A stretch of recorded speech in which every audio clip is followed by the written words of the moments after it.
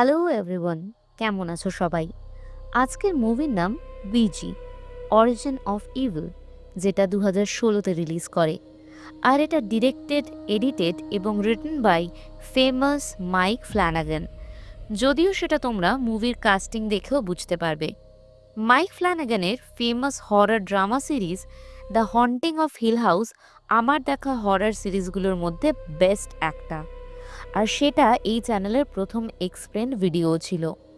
লিঙ্কটা দেওয়া রইল, ইচ্ছে হলে সেটাও দেখে নিতে পারো, তবে এই ভিডিওটা দেখার পরেই যেও। বিজি অরিজিন অফ ইভিল মুভিটার আইএমডিবি রেটিং 6.2 আউট অফ 10 এবং রটেন টমেটোজে 83% ফ্রেশ। তাহলে চলো আর দেরি না করে শুরু করা যাক সিনেমার গল্প। এই গল্পের প্রেক্ষাপট 1967 সালের লস অ্যাঞ্জেলেসে। অ্যালিস জ্যান্ডার নামক একজন বিধবা ক্ল্যারেভয়েন্ট, যে অশরীরীদের সঙ্গে সিয়ান্সের মাধ্যমে কথা বলতে পারত।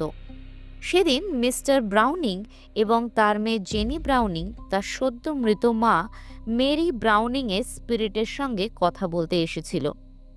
জেনি এসব তুকতাকে একদমই বিশ্বাস করে না, ও তাই ওর বাবাকে বারবার এখান থেকে চলে যাওয়ার জন্য বলছিল।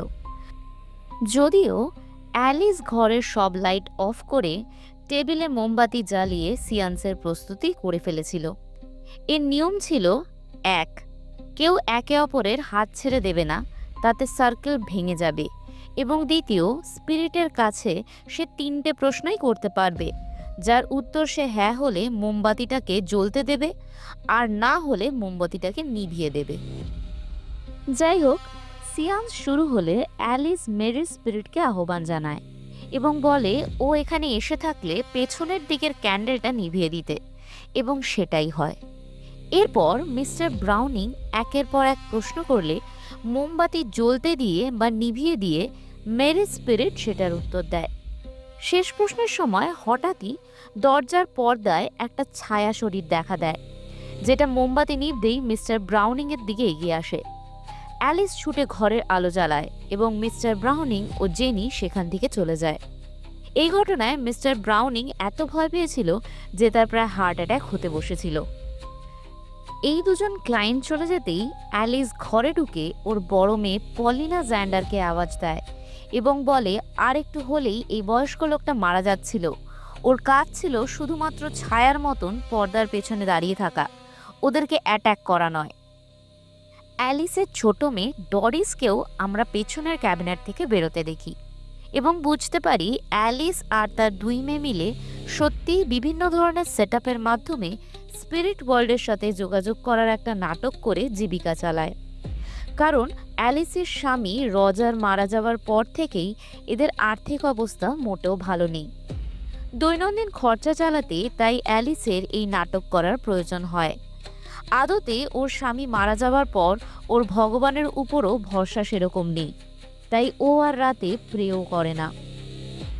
সেই রাতেই অ্যালিস বাড়ির সব খরচার হিসেব নিয়ে ব্যস্ত ছিল, যখন পলিনা চুপি চুপি একটা পার্টিতে চলে যায়।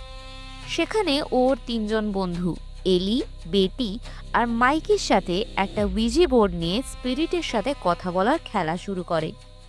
এই খেলার মোট 3টে নিয়ম। প্রথম নিয়ম হলো, এই খেলাটা একা বসে কখনো খেলা যাবে না। দ্বিতীয়ত, কখনো কোনো কবরস্থানে বসে এটা খেলা যাবে না। এবং তৃতীয় আর সর্বশেষ নিয়ম হচ্ছে, এই খেলা শেষ করে স্পিরিটকে গুড বাই বলতে হবে। এরপর উইজি বোর্ডের প্ল্যানচেটে এই 4 জন হাত রেখে স্পিরিটকে ডেকে একবার প্ল্যানচেটটা বোর্ডে ঘোরায়।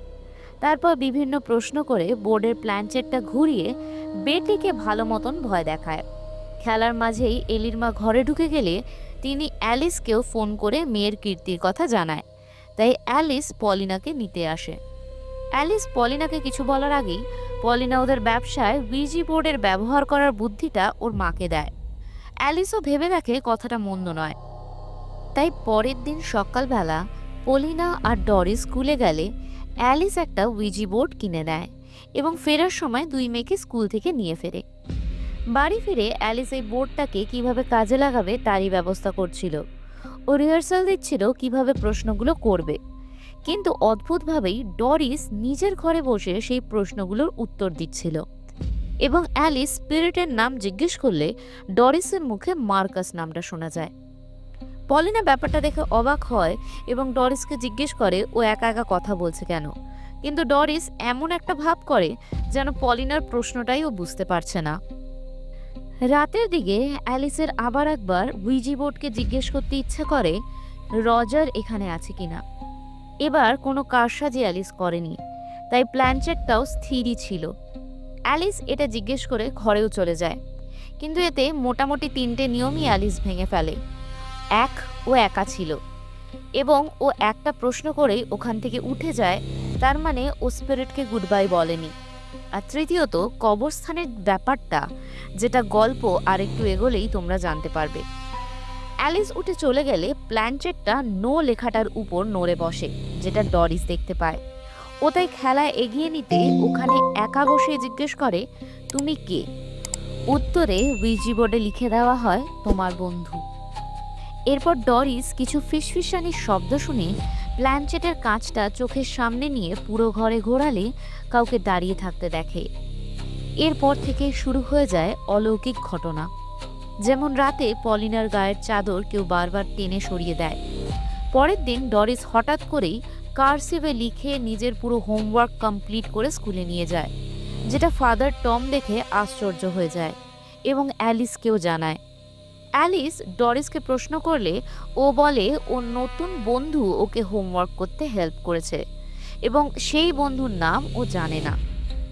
বাড়ি ফিরতে না ফিরতে অ্যালিসের আবার ধাক্কা লাগে, কারণ বাড়িওয়ালা বাড়ি খালি করার নোটিশ লাগিয়ে দিয়ে গিয়েছিল। কিন্তু ডরিসের দৃঢ় বিশ্বাস ছিল যে ওদের বাবা এটা কিছুতেই হতে দেবে না, তাই ও আবার উইজি বোর্ডে বসে বাবাকে ওদের হেল্প করতে বলে। এবং সেই স্পিরিটও ডরিসকে বেসমেন্টে একটা দেওয়ালের গর্তে রাখা টাকার খোঁজ দেয়। ডরিস সেটা অ্যালিসকে গিয়ে দেখায়। অ্যালিস ডরিসকে জিজ্ঞেস করে এটাও কোথায় পেল। তখন ডরিস বলে ওর বাবা ওকে এটা বলেছে এবং এই টাকাটা ওদের আগের ভাড়াটিয়ারা লুকিয়ে রেখেছিল। অ্যালিস এটা দেখে সোজা উইজি বোর্ডে গিয়ে বসে এবং ডরিস আর পলিনাকেও নিয়ে যায়। ডরিস মা আর দিদিকে নিয়ে বাবাকে ডেকে প্রশ্ন করে এবং সবকিছুর ঠিকঠাক উত্তরও পায়। কিন্তু পলিনা প্ল্যানচেটটাকে নড়তে দেখে খুবই ভয় পেয়ে যায়। ও কোনো মতেই ব্যাপারটা মানতে চায় না। কিন্তু অ্যালিস ভাবে রজার হয়তো সত্যি ওদের হেল্প করছে এবং ওরা যেটা এতদিন নাটকের মতন করত সেটা করার দরকার হবে না, কারণ ওরা সত্যি স্পিরিটকে ডেকে মানুষের হেল্প করতে পারবে। কিন্তু এতে সমস্যা হলো এই যে অ্যালিসের কাজে সাহায্য করতে গিয়ে ডরিস 4-5 দিন স্কুল কামাই করে দেয় এবং ওর ঘাড়ে একটা অসহ্য ব্যথাও শুরু হয়েছিল। ডরিস তাই ওর বিশ্বাস মতন এই সমস্যাটা নিয়েও ওর বাবার কাছে মানে উইজি বোর্ডের কাছে হাজির হয় এবং কিছু ফিসফিসানি শুনে ও প্ল্যানচেটের কাঁচটা নিয়ে আয়নার সামনে দাঁড়াতেই ডরিসের চিৎকার বেরিয়ে আসে, কারণ ওর কাঁধে কোনো ডিমেন দাঁড়িয়েছিল। ডরিস চিৎকার করার জন্য মুখ খুললেই ডিমেনটা এবার ডরিসের শরীরে প্রবেশ করে ওকে পুরোপুরি পজেস করে ফেলে। এরপর পজেস ডরিস ঘুমন্ত পলিনার কানে গিয়ে কিছু বলে এবং পলিনা অদ্ভুত একটা স্বপ্ন দেখে। ও স্বপ্ন দেখে ওর ঠোঁট দুটো একটা চামড়া দিয়ে জোড়া লেগে গেছে আর চোখগুলো পুরো সাদা হয়ে গেছে। ভয় পলিনার ঘুম ভেঙে যায় এবং পরের দিন স্কুলেও একটা অদ্ভুত ঘটনা ঘটে। দুটো ছেলে গুলতি দিয়ে ডরিসকে মেরে বুলি করতে গেলে ডরিস শুধু ওদের দিকে তাকায় এবং ছেলেটি গুলতি নিজের দিকেই ঘুরিয়ে নিজেকে আঘাত করে বসে। সেই সন্ধেবেলা অ্যালিস ফাদার টমের সঙ্গে দেখা করতে একটা রেস্টুরেন্টে যায় আর সুযোগ বুঝে পলিনাও বাড়িতে ওর বয়ফ্রেন্ড মাইকিকে ডেকে নেয়। যখন অ্যালিস ফাদার টমকে ওর মৃত স্ত্রী গ্লোরিয়ার সঙ্গে একবার কথা বলে ক্লোজারের জন্য কনভিন্স করছিল, তখন বাড়িতে ডরিস মাইকিকে কাউকে গলা টিপে মেরে ফেললে ঠিক কেমন লাগে সেটা খুব ডিটেলে বোঝাচ্ছিল। এই ব্যাপারটা মাইকির খুবই অদ্ভুত লাগে। ও চুপচাপ ঘর থেকে বেরিয়ে বাইরে যায়। রাত আরেকটু বাড়লে পলিনা ডরিসকে একদম উল্টো দিকে তাকিয়ে কিছু একটা আঁকতে দেখে। তারপর নিজেই নিজের ঘরে গিয়ে পলিনা আবিষ্কার করে যে ওর প্রিয় পুতুলটার ঠোঁট সেলাই করা হয়েছে, যেটা ওর বাবা ওকে দিয়েছিল। এটা দেখে পলিনা রাগে ফেটে পড়ে, কারণ ডরিসের এই ভুতুড়ে কাজগুলো ওর অনেক দিন ধরেই সহ্য হচ্ছিল না। কিন্তু এটা ডরিস একেবারেই ঠিক করেনি। ও ডরিসকে গিয়ে জিজ্ঞেস করলে ডরিস বলে এটা বাবা করেছে, সব ফিসফিসানির শব্দগুলো বন্ধ করার জন্য। কিন্তু এই উত্তরে পলিনা মোটেও খুশি হয় না। উল্টেও ওর মাকে বলে এটা বাবা হতেই পারে না। যদি সত্যি বাবা ডরিসের সাথে কথা বলতো তাহলেও এরকম অদ্ভুতভাবে চেঞ্জ হয়ে যেত না। পরের দিন স্কুলে যাওয়ার সময় ডরিস জেদ ধরে, ও বলে ও স্কুলে যাবে না, ও বাড়িতে থেকে ওর বন্ধুদের সঙ্গে কথা বলবে। ডরিসের গলার আওয়াজ এবং বডি ল্যাঙ্গুয়েজ খুবই অ্যাগ্রেসিভ হয়ে গিয়েছিল। পলিনা সেদিন ডরিসের রুম থেকে পলিশ ভাষায় লেখা কতগুলো কাগজ পায়, যেটা ও স্কুলে গিয়ে ফাদার টমকে দেখায় এবং জানতে চায় সেখানে কি লেখা আছে। এই পেজগুলোতে ডরিসই আগের দিন সন্ধেবেলা লিখছিল। ফাদার পেজগুলো নিয়ে নেয় এবং পলিনাকে পরে জানাবে বলে। ঠিক এর পরের দিন ফাদার নিজে অ্যালিসের বাড়ি যায় ডরিসের এই অলৌকিক শক্তি পরীক্ষা করে দেখবে বলে। ও অ্যালিসকে অনুরোধ করে একটা সিয়ান্স রাখতে, যাতে ওর মৃত স্ত্রী গ্লোরিয়ার সঙ্গে কথা বলতে পারে। ঠিক সেই মতোই সিয়ান্সে বসা হয়।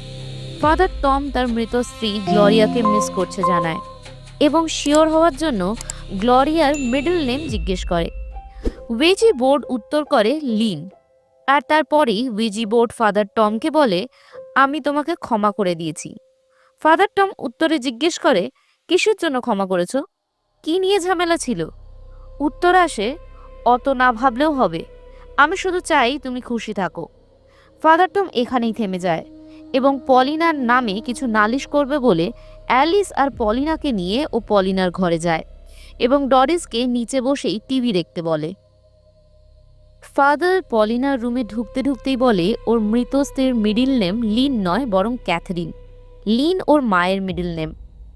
ফাদার অ্যালিসকে বোঝায় যে ডরিস কোনো মতে মাইন্ড রিড করছে, কারণ আমরা কোনো অতীতের প্রশ্ন করলে সাধারণত উত্তরটা জানি এবং সেটা আমাদের মাথাতেই ঘোরে। তাই ডরিসকে ওর স্ত্রীর মিডল নেম জিজ্ঞেস করেও নিজের মায়ের মিডল নেমটা বারবার মনে করছিল, আর ডরিস সেটাতেই ট্রিক হয়ে গেছে। প্লাস ডরিস গলার আওয়াজ বদলে কোনো স্ত্রী বা পুরুষের কণ্ঠস্বরে একটাই মাত্র শব্দ বলে, যেটাতে কখনোই এটা বোঝা সম্ভব নয় যে ওটা আমার স্ত্রীর গলা না আপনার হাজবেন্ডের গলা। বাকি ক্ষমা করার, মিস করার এবং ভালো থাকার কথাগুলো খুবই সাধারণ, এটা সবাই বলে। তাই ফাদার টমের ধারণা ডরিস এমন কোনো প্রেতাত্মার শক্তির কবলে আছে যে শুধুমাত্র ট্রিক করছে ও আদতেও কোনো মিডিয়াম নয়। ঠিক সেই সময়ই আমরা নিচে ডরিসকে আবার পজেসড অবস্থায় দেখি এবং তখনই দরজার বেল বাজে। ডরিস গিয়ে দরজাও খোলে। মাইকি এসেছিল তখন।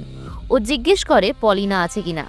ডরিস জানায় ওর মা আর দিদি একটা লোকের সাথে ওদের ব্যাপারে কথা বলতে গেছে, কিন্তু ওরা খুব তাড়াতাড়ি চলে আসবে, তাই মাইকি এখানে কিছুক্ষণ ওয়েট করতে পারে।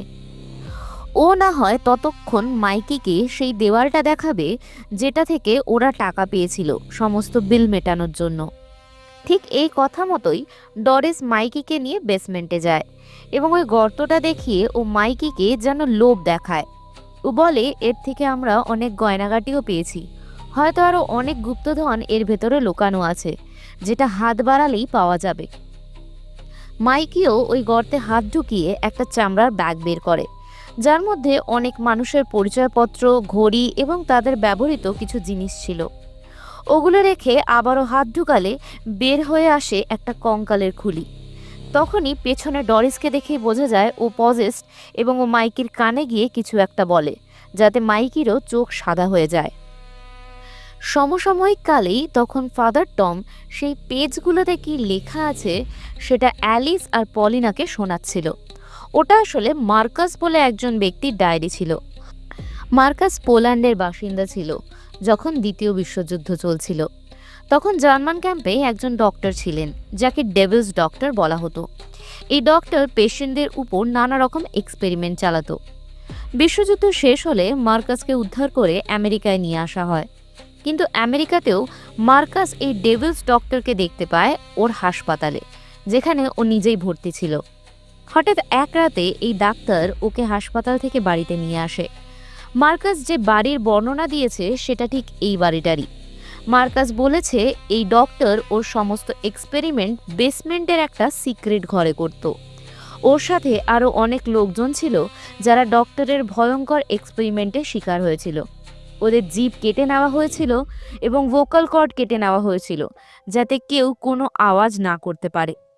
মার্কাস নিজের মার্ডারের অভিজ্ঞতাও সেখানে লিখেছিল এবং মৃত্যুর পরের অন্ধকার ঠান্ডা জগতেও, যেখানে ওর মতো আরও প্রেতাত্মার সাথে সাথে এমন কিছু জিনিস ছিল যারা কখনোই পৃথিবীর বুকে মানুষ রূপে হাঁটেনি। অ্যালিসের এসব কথা একদমই বিশ্বাস হচ্ছিল না, কিন্তু ফাদার টম ভ্যাটিকান থেকে প্রিস্ট এনে ডরিসের এক্সোরসিজমের ব্যবস্থা করবে বলে। ঠিক এরপরে ফাদার টমকে ছাড়তে ওরা নিচে নামলে মাইকের ঝুলন্ত দেহ ছাদ থেকে নিচে নেমে আসে, যেটা দেখে অ্যালিসের বিশ্বাস হয় যে ডরিস পজেসড। তখনই বেসমেন্ট থেকে রেকর্ডারে গানের শব্দ ভেসে আসলে অ্যালিস আর পলিনা উইজি বোর্ডটাকে বেসমেন্টের ফার্নেসে পোড়াবে বলে ঠিক করে এবং ডরিসকেও খুঁজে আনবে। ফাদারকে নিয়ে ওরা নিচে বেসমেন্টে যায়। ফাদার দেশলাই জ্বালিয়ে গর্তের ওদিকে দেখলে প্রচুর মানুষের কঙ্কাল দেখতে পায়। মানে উইজি বোর্ডের সেই 3টে নিয়মে শেষটাও অ্যালিস মানেনি এবং একটা কবরস্থানে বসেই ও এটা খেলছিল। ওরা উইজি বোর্ডটা ফার্নেসের আগুনে পুড়তে দিলেই ভেন্ট থেকে ডরিসের গলার আওয়াজ আসে। ফাদার টম তাই অ্যালিস আর পলিনাকে রেখে সেই ডাকটা দিয়েই সিক্রেট রুমে ডরিসকে খুঁজতে ঢোকে। এই রুমটাতে ডক্টরের সমস্ত ইকুইপমেন্ট, বেড সবকিছুই সাজানো ছিল। ফাদার কিছু বুঝে ওঠার আগেই ডরিসের মধ্যেকার মার্কাস এবং অন্যান্য প্রেতাত্মাগুলো ফাদার টমকে পজেস করে ফেলে। ফাদার টমও এবার অ্যালিস আর পলিনাকে মারতে ওদের পেছনে ছোটে এবং অ্যালিসকে ধরেও ফেলে। যদিও ফাদার তখনও নিজের উপরে ইভিলকে ভারী হতে দেয়নি, ও তাই নিজেকে অন্য একটা ঘরে আটকে নেয় এবং ওখানে ডরিস এসে গেলে ফাদার পড়ে গিয়ে মাথায় আঘাত পায় এবং অজ্ঞান হয়ে যায়। এদিকে অ্যালিস আর পলিনাও পালাতে পারে না এবং উইজি বোর্ডটাকেও ওরা টেবিলে আবার অক্ষত অবস্থায় দেখতে পায়। ডরিস পলিনাকে ফেলে অজ্ঞান করে দেয়। ও পলিনার কানে কিছু একটা বলে ওকে পজেস করতে যাচ্ছিল। তখন অ্যালিস এসে যায় এবং মার্কাসকে বলে পলিনাকে ছেড়ে দিতে এবং অ্যালিসকে পজেস করতে। অ্যালিস নিজে ওদের আওয়াজ হবে, ওদেরকে সাহায্য করবে। ডরিস তাই দুজনকেই পজেস করবে ভেবে আগে অ্যালিসকে নিয়ে আটকে রাখে। কিছুক্ষণ পরেই পলিনার চোখ খোলে এবং ওর বাবাকে দেখতে পায়। ওর পুতুলের ঠোঁট সেলাই করার ঘটনাটাও ওর মনে পড়ে যায়, যখন ডরিস বলেছিল এটা বাবা করেছে সব ফিসফিসানি বন্ধ করার জন্য। ওদিকে ডরিস অ্যালিসকে ডেভিলস ডক্টরের বেডে বেঁধে ঠিক সেইভাবেই এক্সপেরিমেন্ট করবে বলে ঠিক করছিল। তখন পলিনা এসে ডরিসকে চেয়ার দিয়ে মেরে মাটিতে ফেলে দেয় এবং ছুঁচ সুতো নিয়ে ডরিসের মুখ সেলাই করে ফেলে। পলিনাকে সেই সময়ের সমস্ত খারাপ শক্তি অ্যাটাক করলেও পলিনা পিছপা হয় না, কিন্তু এই ঘটনাচক্রে ডরিস মারা যায়। অ্যালিসের জ্ঞান ফিরলে পলিনাকে মুহূর্তের জন্য হলেও পজেস করে পলিনার হাতেই ওর মা অ্যালিসকে মেরে ফেলে এই ইভিল স্পিরিটগুলো। পলিনা আবার নিজের জ্ঞানে ফিরলে ও সব হারিয়ে ফেলেছে সেটা বুঝতে পারে এবং কান্নায় ভেঙে পড়ে। সিন এখানেই কাট হয়ে 2 মাস পরে মেন্টাল ইনস্টিটিউশনে পলিনাকে দেখায়, কারণ পলিনার উপরেই ওর মা, বোন, মাইকি এবং ফাদার টম সবার মার্ডারের চার্জেস লেগে গিয়েছিল। ডক্টরের কথা শুনে বোঝা যায় ডরিসের দেহ এখনও উদ্ধার হয়নি। আমরা দেখি পলিনা ওর রুমের মেঝেতে নিজের রক্ত দিয়ে উইজি বোর্ড তৈরি করে হাতের মাঝে একটা চশমার কাঁচ নিয়ে প্ল্যানচেট বানিয়ে ডরিসকে আহ্বান করছিল। তার ঠিক পরেই আমরা ডক্টরকে পলিনার রুমের সামনে দিয়ে যেতে দেখি, যার কাঁচ থেকে লক্ষ্য করলে ডরিসকে পলিনার পাশে বসে থাকতে দেখা যায়। তাই ডক্টর ফেরত আসে ঠিক করে ওই লুক থ্রু দিয়ে দেখবে বলে। তখনই আমরা ইভিল ডরিসকে ছাদে উল্টো চলে ডক্টরের কাছে আসতে দেখি আর মুভি এখানেই শেষ হয়। তাহলে এবার তোমরা বলো কেমন লাগলো উইজি অরিজিন অফ ইভিলের কাহিনী। গল্পগুলো ভালো লাগলে অবশ্যই লাইক, কমেন্ট, শেয়ার এবং সাবস্ক্রাইব করো। আজ তবে এ পর্যন্তই, আবার দেখা হবে নতুন কোনো গল্পের সাথে। আজ তবে আসি, ভালো থেকো, সুস্থ থেকো আর সঙ্গে থেকো এই চ্যানেলে। Bye bye and thanks for watching.